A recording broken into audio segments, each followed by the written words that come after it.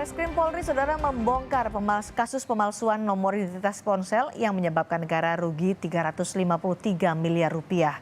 Ada 6 tersangka, 2 diantaranya adalah pegawai negeri di Kementerian Perindustrian dan Ditjen Bea Cukai.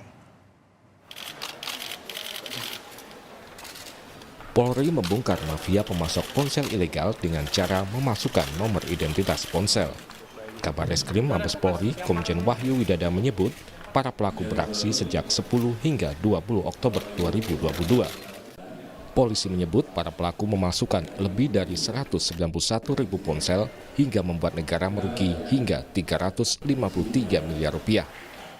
Ada dugaan kerugian negara, di mana kalau rekapitulasi IMEI ilegal sejumlah 191.965 buah ini, kalau dihitung dengan PPh 11,5%, kira-kira sementara dugaan kerugian negara sebesar 353 miliar 748 juta. Polisi menyebut dari 6 tersangka, 4 tersangka merupakan pemasok ponsel dan 2 tersangka lainnya ASN dari Kementerian Perindustrian dan Ditjen Bea dan Cukai. Dan modus operandi pelaku ini adalah tidak melakukan proses permohonan IMEI ini hingga mendapatkan persetujuan Kemenkominfo atau secara tanpa hak langsung memasukkan data IMEI tersebut ke dalam aplikasi CEIR. Polisi akan menonaktifkan ratusan ribu ponsel yang terdata menggunakan nomor identitas ilegal karena tidak mendaftarkan nomor-nomor internasional Mobile Equipment Identity atau IMEI sesuai prosedur. Ada 191.000 ponsel yang akan dimatikan. Dari jumlah itu, mayoritas ponsel yang terdampak adalah iPhone sebanyak 176.000 unit.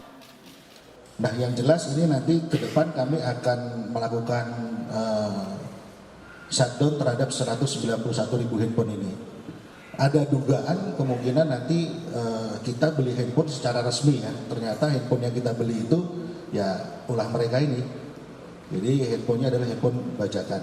Ini tadi disampaikan oleh Pak Kaba, ini hanya estimasi ya, estimasi kerugian negara sekitar 353. Karena dari 191.000 handphone ini mayoritas iPhone sejumlah 176.874. Ponsel yang masuk ke Indonesia diwajibkan mendaftarkan nomor IMEI agar bisa mendapat sinyal operator seluler yang dipakai di tanah air.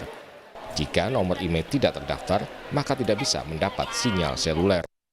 Polisi juga akan mendirikan posko pengaduan untuk memfasilitasi warga yang menjadi korban ponsel ilegal tanpa prosedur verifikasi. Tim Liputan, Kompas TV.